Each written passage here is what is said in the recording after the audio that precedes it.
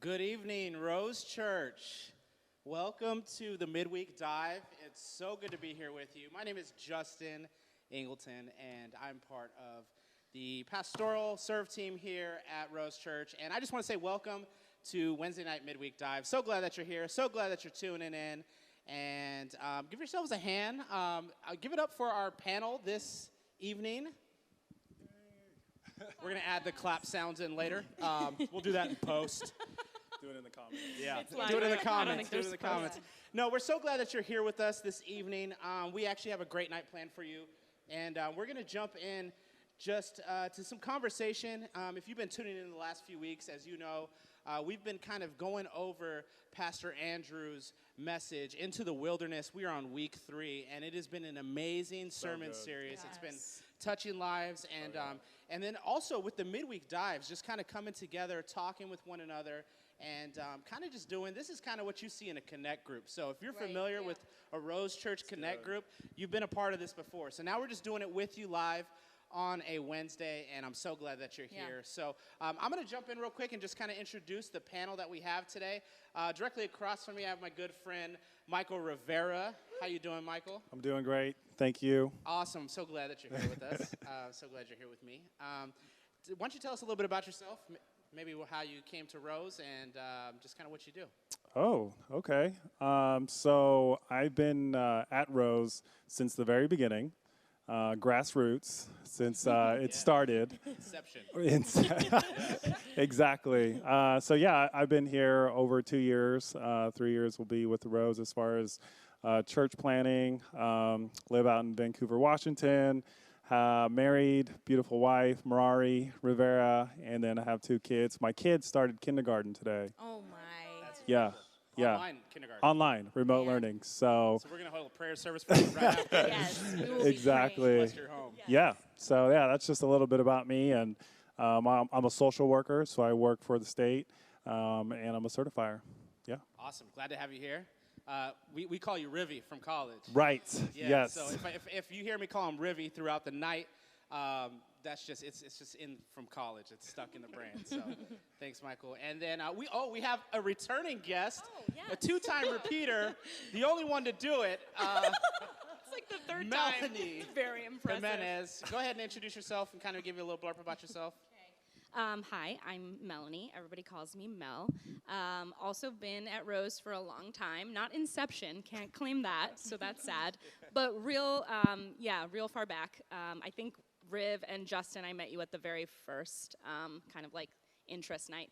It's a good time. I love this church. I'm a huge fan, obsessed, maybe, bordering on. I'm a freelance graphic designer, so that's what I do. Also married.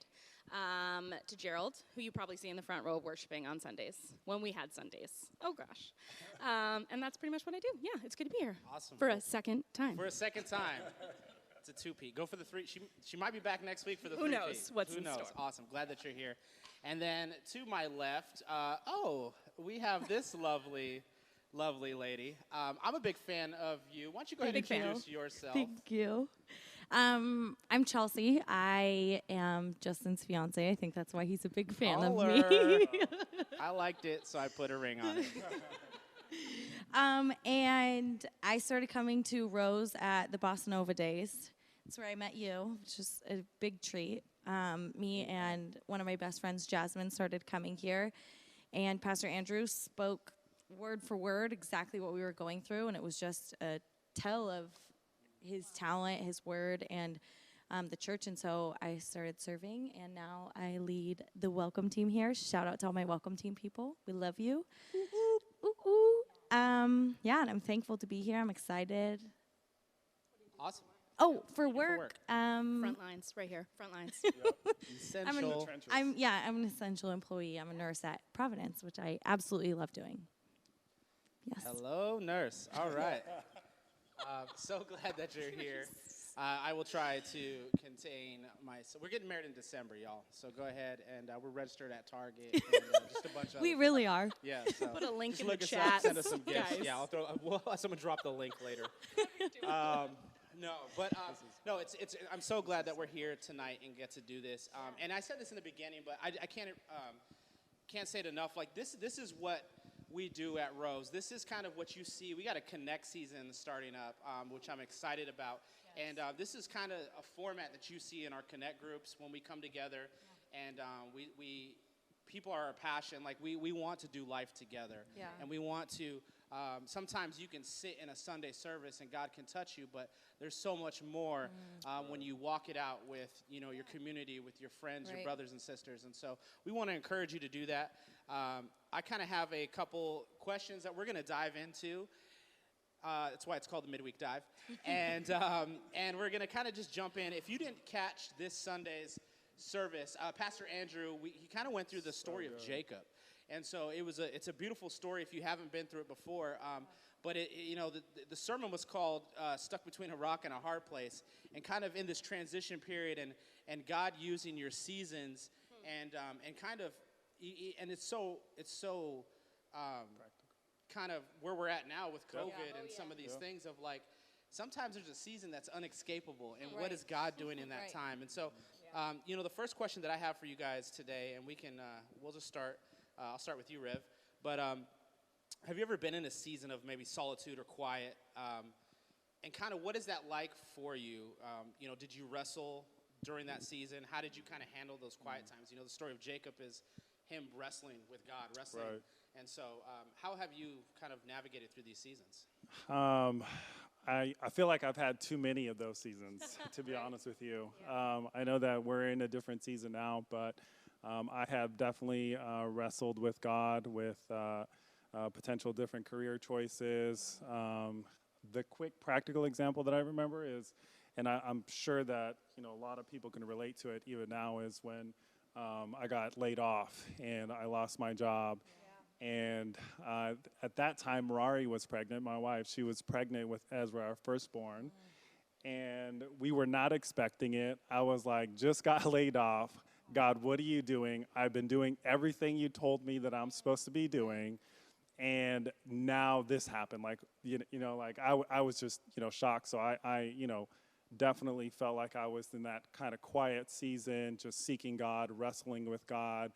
And in that season, I learned a lot of perseverance, being resilient, being patient, waiting on God, and things turned the corner, and it took a while for things to turn the corner, but I realized that now I just learned so much of just my character. I learned so much about my patience and just really depending on God, honestly, really just depending on God and Him being a provider during that season, because I was freaking out. Yeah, and it's easier sometimes said than done. You on this side of it, you're like, I've learned to depend, but in those moments when it's, truly a wrestling match of kind of, definitely. I think we've all can kind of relate to that. I feel like I have similar stories of that myself. And how about you, Mel?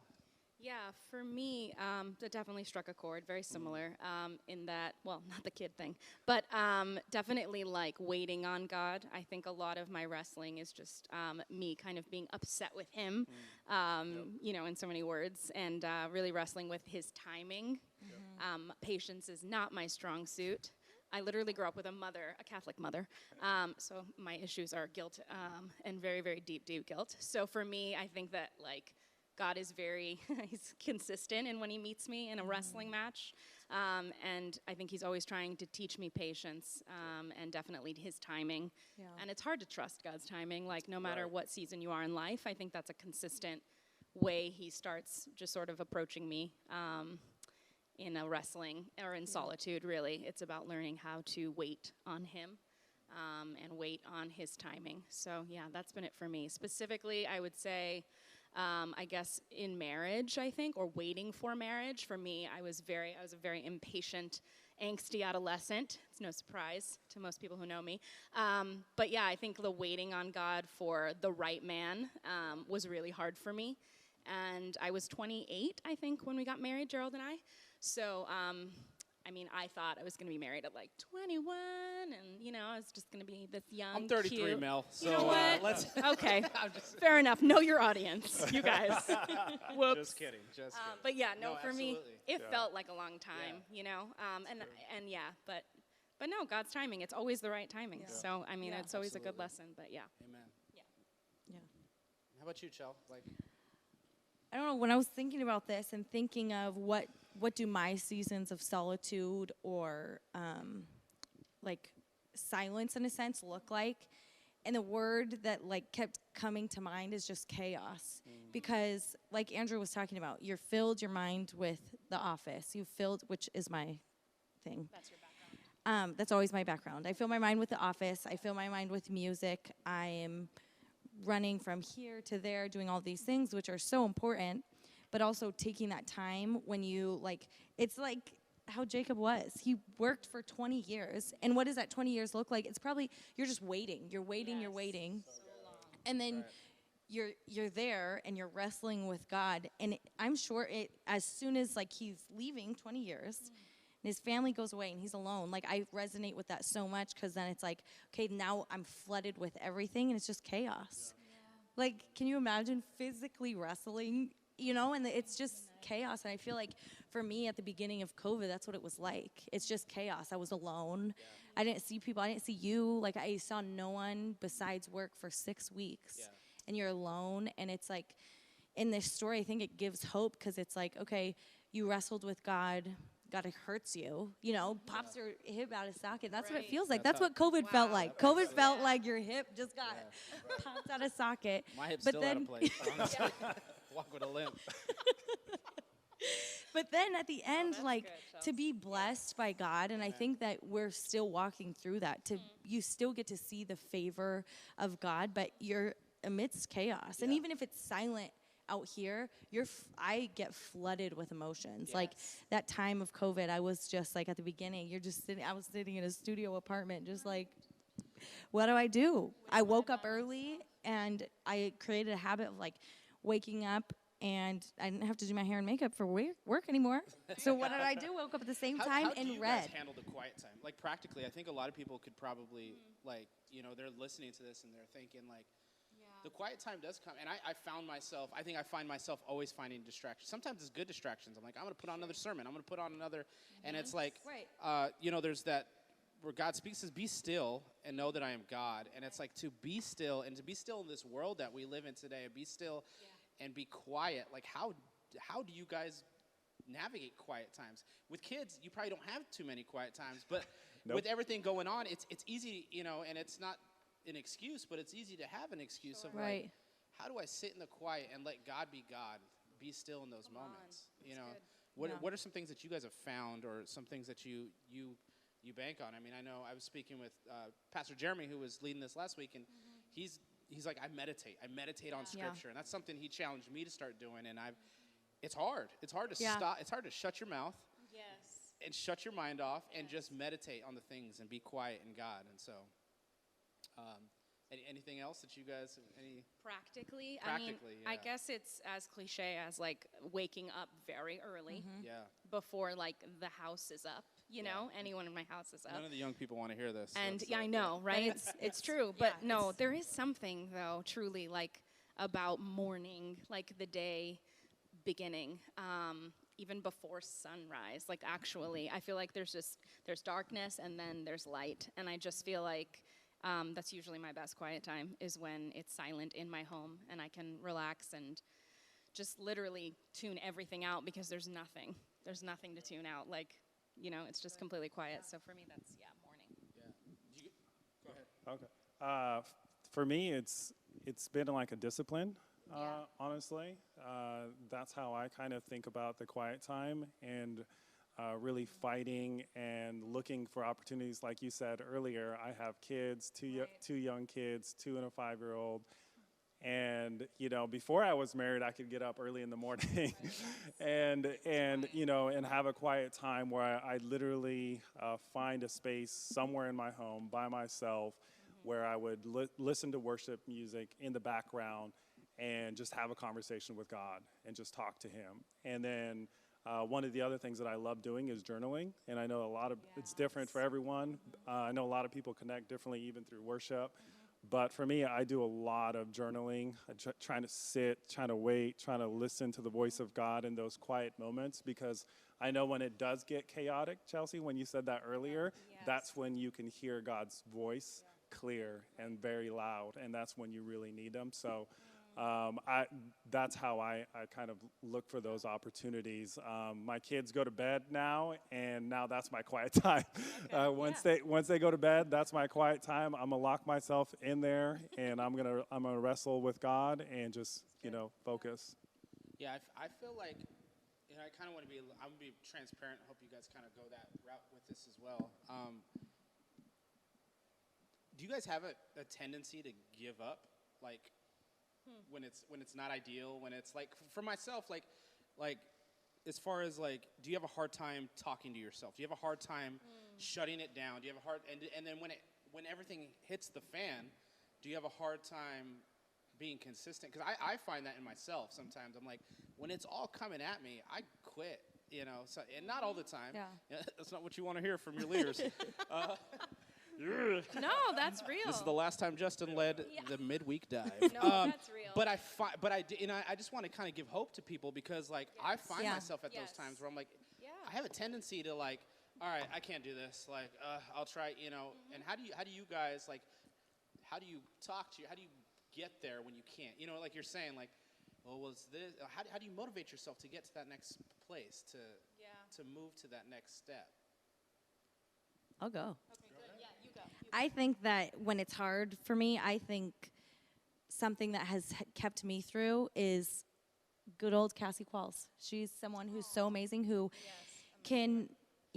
such a mentor, but such a wonderful friend. And when she sees you going through those things, something I think she's done for almost all of us, is write out on a Post-it note all of the things that God's called out in us, and something that's so like, I stuck them around my mirror so I can see that. And like, awesome. when you're in those times where you want to give up, there's other people who have seen the grace of God for them, and like can see the grace of God for you, and you get to see those, and then it gives you hope.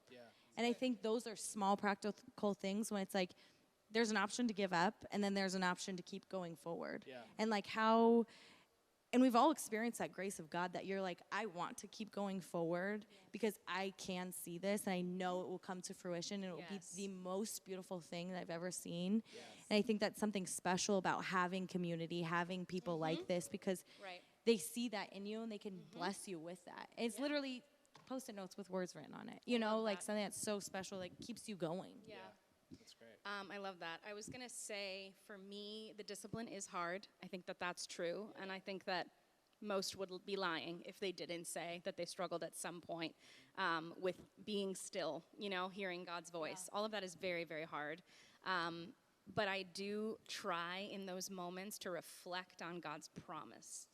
So for me, if I don't feel like I'm hearing him, if him and I are not getting along, whatever it is, I recall. I truly start to recall. And sometimes I'll even say those things out loud, whatever the promise is. Like, you gave me this home. You gave me this man to live beside me. You gave me this church. You gave me these friends. Like, and I think that that's similar, right? Like, you surround yourself with a strong community of faith. I mean, you will feel found.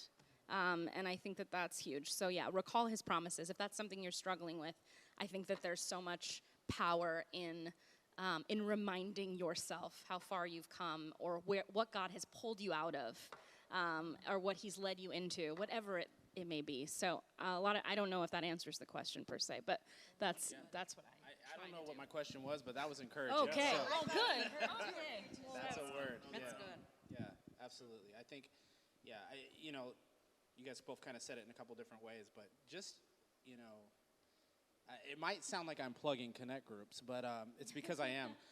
But I'm plugging community, because it is those, you hear the voice of God through your friends. You hear the voice of God through it's real. Pastor Andrew preaching. You hear the voice of God through your connect group leader. Right. You hear the voice of God through your boss who doesn't know God. Sure. You hear the voice of God through so many areas of life, and I think of promises or encouragements in these things, and whether you write them on a Post-it note, whether you have to sit and force yourself to recall these things, like these are these moments of when you're wrestling, and and even in those wrestle moments, I think of like it says that the angel or the man or God, that this being touched Jacob's hip, and he forever walked with a limp. Like, he also you also walk with the thing. You know, you kind of Carry it. recall. Yeah.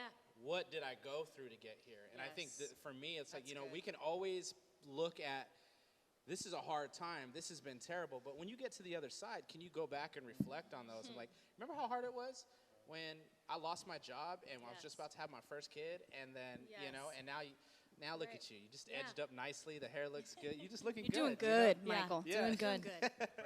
Praise him. Come on, you know. You know, how hard would you guys say it is to go after maybe like the good things, but to keep the process, like not cutting corners, continue. You know, we look at the story of Jacob where it's, you know, he was, okay, you got to work, you got to do this, and you know, he went through it and did it. But this was also when he cut corners the first time.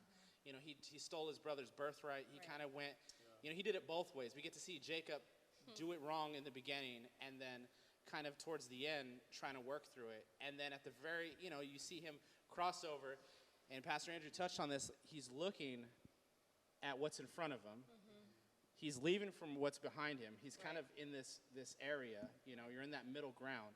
You know, how do you keep that process of like, I'm not exactly where I need to be yet.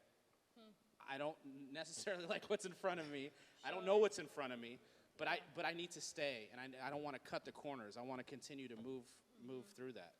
How would you speak to that process? Or maybe, you know, is there anything that, I know a lot of these questions kind of all melt together, and we've kind of been talking about it, but. I guess I would say, yeah, we'll see if this answers it. But for as far as cutting corners for me, I mean, I've tried. Mostly when I was younger, not that I don't anymore. But I always really did want, like, the fast track, you know? I mean, you want the success and all of the things, right, that you, like, imagine for your future. Yeah. So for me, I think that's always been, like, a lifetime struggle so far, is just wanting that, like, shortcut, right? And wanting all that goodness for me now. But, and Andrew may have touched on this, but I think that, or these words are sort of in my mind, but I think that you do that and you really do rob yourself of something. You rob yourself of the journey, the process it takes. And sure, that road, the long road, it's, you know, it's filled with defeat and chaos and, you know, like very little time for yourself, right? Like those things are real on that journey. There's trauma there, there's a lot, but I think you do rob yourself of whomever God is making you into, the person he's making you become at the end of that road. I think you have to go the long way. And I just think that that's the faith journey. That's like the lifetime faith journey, is there is no shortcut. So, I mean, I won't like sit here and boast that I've never wanted one. I do. I mean, to this day, I'm like, yeah, I want that. Like, and I want it now. Yeah. But I do think you rob something. You rob yourself of something God is absolutely trying to teach you in the process. And sometimes it takes going all the way through to get why, you know? So, yeah. I'll just kind of build on that, but for me, I think it's giving up control, you know, it's. I mean, that's the biggest piece of like our walk with God and our relationship with God is literally, are we gonna do it on our own will, our own strength, just like Jacob did, and so for me, like. I went through a process of surrendering. Like you just go through, like God takes you through these process of like submission and surrender. I know for me when, you know, I only kind of said this personally to a couple of people, but when I talk to them, but we're family here. This is a safe place, right? Yes. So when I was wrestling with God during that one season that I just said earlier, I told God, I was like, Lord, I give up. Like I'm done. I give up on my family. I was like, I give up. I'm done. Like, I can't do this anymore. Like, I literally give up on my family. Like, that's what I said. Like, you take over. Like, I'm done. And so for me, it was like, I'm not going to cut corners anymore. I'm not going to try to strive. I'm not going to try to work so hard. Like, Lord, I'm just going to release it and surrender it and leave it to you. And it takes a lot. It took a lot for me to get to that level. And I'm still going through it. Yeah, I'm still going through seasons of life when it changes, when it shifts. Yes. So that's what I would say. Yeah, that's good. Yeah, that's great. Man, I resonate with both of you guys. Yeah, I think going through those seasons and not cutting corners, sometimes there is no option. Sometimes God's like, yes, this is it. we're staying. And I want to speak on this with this season of you talking about that. Like when I graduated nursing school, everyone's like, oh my gosh, you have a job. I could not find a job for 6 or 7 months. I applied to 50 or 60 jobs, and could not find a job. And I wish I could say I looked back and I was like, God, I trust you. But practically it was like, I trust you, but I also have a plan B. And I think that that's so like so real. Even with Jacob, he's like, they're like, work, then you can get the blessing. He's like, well, I'll put some hair on me and I'll get the blessing this way. And it's like you're cutting that corner. And like you said, you have to go through that journey. And looking back, like I'm thankful because now I can say, like, I know so many nursing students right now who are just graduating, going through that, and they're struggling. And I'm like, there's beauty in that because you never get that time back.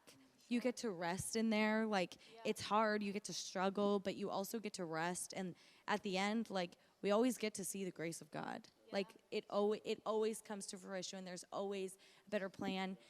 Jacob, his season was an hour, 2 hours wrestling. Some are that short. Some are years, you know? And I think that it's a blessing that we do ultimately, like, we have to go through that, but the beauty at the end is just a chef's I love kiss. that. I also feel like there's something to be said about you having to go through that for the very reason of turning around and seeing a young nurse who's like, I can't get a job. You're like, you know what? Let me talk to you for a minute. Like, that happened to me. Like, that's my story. I feel like God does that so much in the church, in faith communities, like, just all the time. It's like, you feel like you're the only one. You always feel like you're the only one who doesn't have friends, who doesn't have a job, who doesn't insert the thing here, the man, the girl, like, the bling, whatever. Whatever, you don't have the money, you don't have whatever it is you want, but there is always someone, I guarantee you, like shoulder to shoulder from you that is going through the same thing. So yeah, I think that's a great example of being able to like speak hope into people because of your difficult journey, right? Like what good came out of that? That's awesome. Yeah, that's great. Yeah. Awesome. Yeah, I look at Jacob's life, and I think Pastor Andrew touched on this. There's so much on Jacob in the Bible. You know, some guys only get a couple verses, some guys only get a couple chapters, but we get this whole gambit of his life, and there's like this dichotomy to his life of, you know, and I think it's funny because we've kind of talked and we've moved through it, but it's like, you know, trust God, sit and wait, wrestle God, you know, it's like, huh? What am I supposed to be doing? I'll choose the chill part. But it is that, right? Because we see, and we, you know, we were talking about it so quickly, but this is this man's entire life of not being patient, not waiting on God, then waiting on God, then being quiet, then wrestling God all through the night. Like there's so many pieces, and I think it's such a beautiful picture of, I think, of probably what everyone is going through. And you're somewhere along in that journey. You're somewhere along in this wilderness. And I work with teens, and I always tell them, I'm like, life never, this is real encouraging, life never gets easier. It gets harder. You go to the next level. You play video games, like level 6 is harder than level 1. But you get better. Your skills grow. You know, you learn. And so when you grow in God, when you grow with your community, when you grow with the people next to you, you know, there is this you're stronger to face the new levels of life. And something that, you know, and we'll kind of wrap it up here and kind of close it out, but something Pastor Andrew talked about is even in that, you may have messed up levels 1, 2, 3. You fudged 20 years doing this, but then what happens when Jacob crosses over? He sees his brother. He runs to him and he falls before him and he's crying. And God brings restoration to the very beginning of something that he thought he screwed up so bad in the beginning, right? And, you know, God changes his name from a thief and a stealer, from Jacob to Israel. And I just want to encourage everyone, maybe if you're watching this tonight or if you've been kind of on this into the wilderness journey with us, as we navigate through this wilderness, as we do these midweek dives, I want you to look at, you know, 3 amazing individuals who have accolades and who have been through a lot and who are going through different seasons of life. But, you know, and I look up to everyone at this table, and I feel like sometimes I'm like, man, Riv is so awesome, or Mel is you know, so amazing here, and Chell is the greatest human in the world. You know, but you forget that everyone has kind of gone through these things, and I believe that God has restoration for maybe even some things where you felt like you've messed it up. And so I want to encourage everyone, let's continue to lean in during this series. Let's continue to lean in. When we start up connect groups again, jump in a connect group. They're going to be small because they're going to be COVID safe. You know, they're going to be they're going to be what we need to be. It's a few people, but get around some people that are going to encourage you, that are going to love you through whatever season and whatever wilderness time that you're in. Yeah, it's good. And so, awesome. Anything you guys want to add before we shut it down? Awesome. Well, thank you guys Thanks for for coming out. Thanks Yeah, for doing thank this you. with us. We love you, Rose Church. Don't forget to tune in this Sunday, 10 a.m. on YouTube, Instagram. I don't know what other platforms we use. Probably Periscope, Snapchat, whatever. I got a Pinterest. Go follow me. I'll post it up on there. We love you so much, Rose Church. We'll see you guys this Love you weekend. guys. We'll see you in the chats. Love you.